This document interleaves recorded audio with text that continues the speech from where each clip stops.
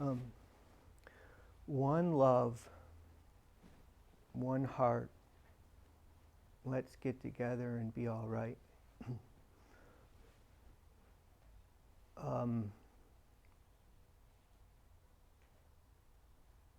when I sit with that, it's a lot uh, deeper than it might seem. A while back ago, I had looked at these really fascinating photos of Mars,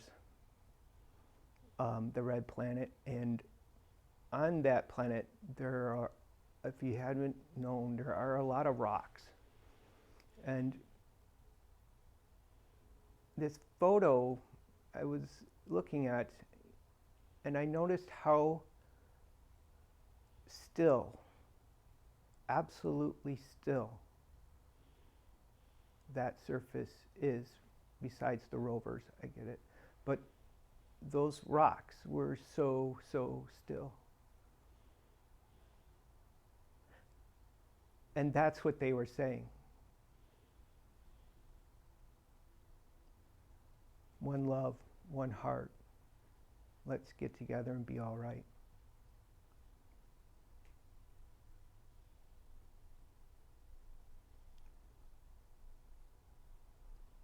Yesterday at the zoo, I've been to the zoo before.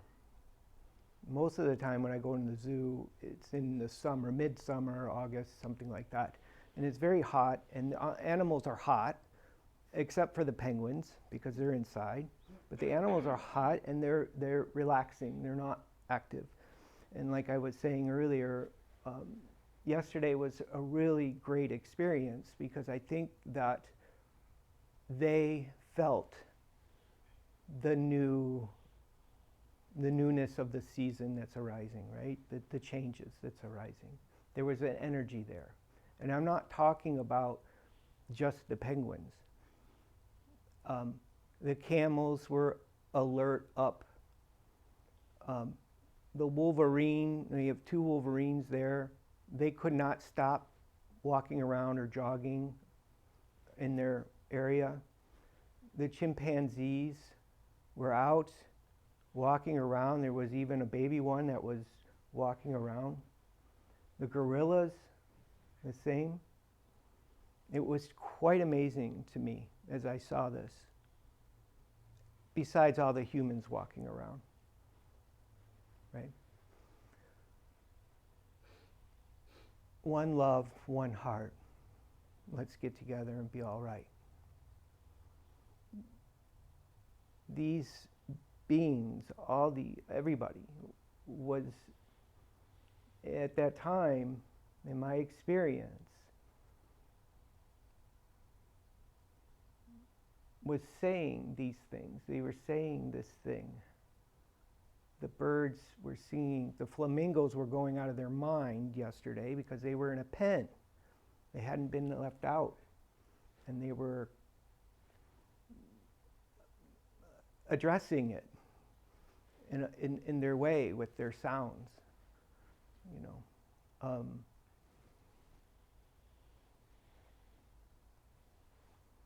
There's so much to be said in this world if we allow ourselves to take the time.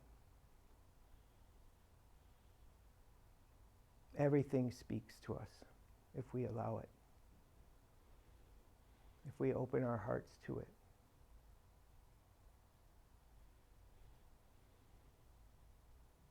Stillness speaks. When we don't allow our minds to get in the way. And believe me, I am very well versed in getting in my own way.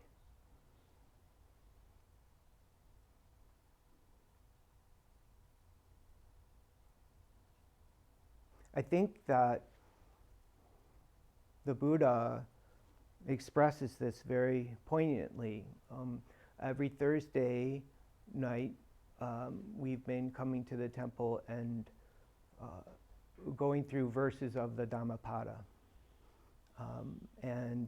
Unfortunately, I wasn't here last week, but one of the chapters that we had been looking at was the immature, about the immature. Like death, no one escapes this alive. The immature, our way of learning and growing is based on that ignorance of the immature. And it doesn't matter how old you are, right?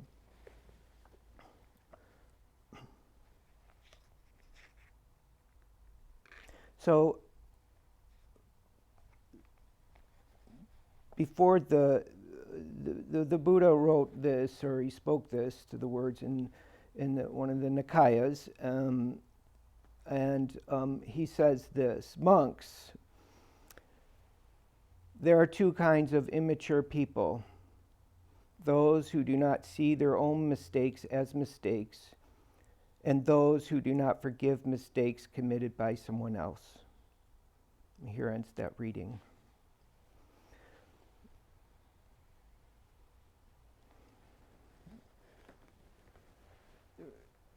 We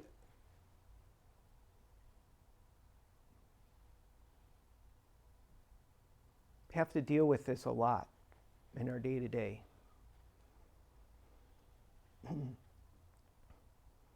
Whether it's forgiving ourselves, forgiving another, or even realizing it.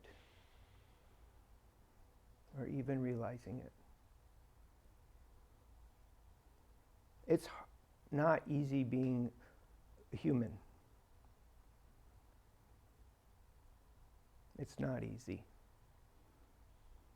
With all of the talents and the insights and the things we can manifest as a person, as a group, as a community, as a city, a town, country, and it just continues from there. Nation, of all of these things,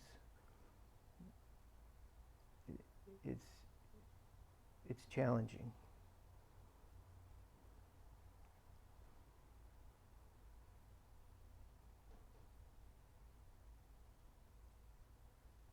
Coming together in one mind, impossible.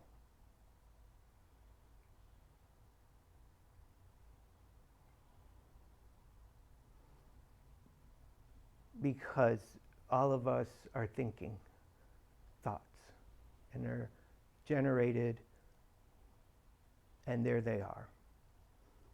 We couldn't do that. No one can do that, because we're all having our own thoughts. Coming together in one heart, it's a little different.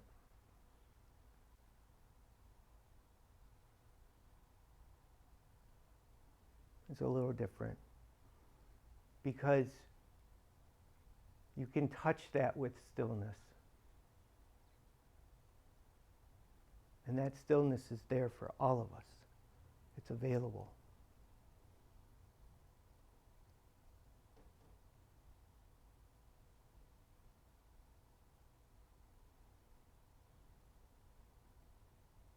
It's our thinking that gets in the way.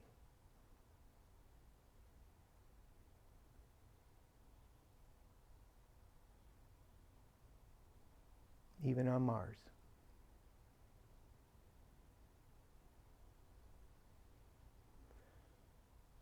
The expressions of the universe is chaotic, and it's not something that is done in malice. A supernova, exploding star, provides the universe with all kinds of elements to bring life about. But it's a dying star, and it's an explosion, right?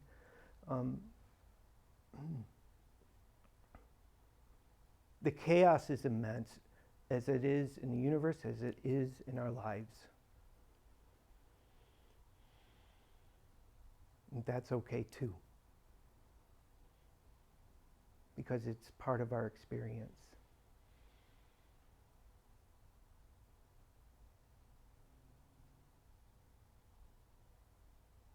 I don't think when the Buddha came back to meet his father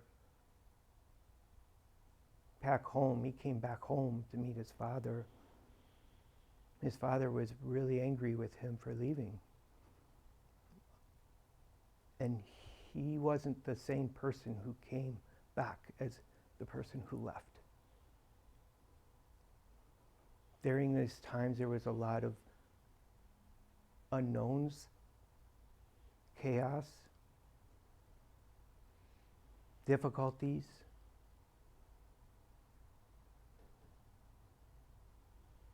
And he went from the immature to the wise.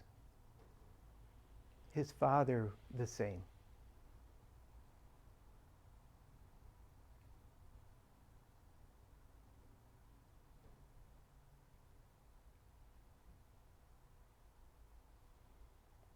I will say that in there was stillness.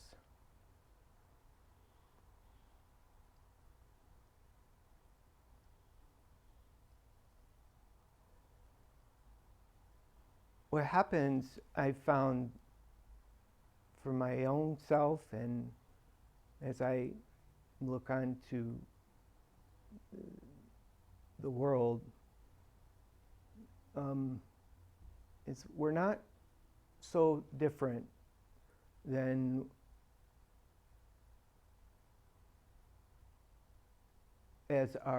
we're not so different as a person, even as a community or a world.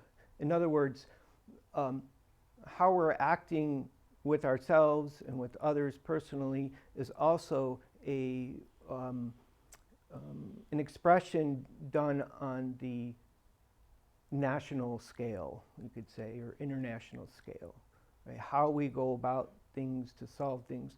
It's really a big, fat family with a lot of opinions and thoughts of right and wrong.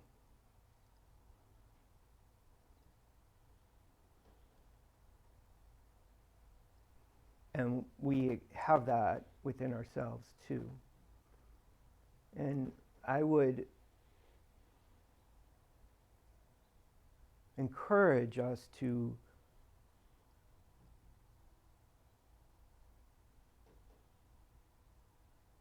heed Jesus' words and the Buddha's words of being still. And I think it's in the Bible. Be still, know that I am God, I believe. Same. That's what they're talking about, is that stillness. Because those rocks on Mars are wise, very wise. And they're very alive. If you just take the time.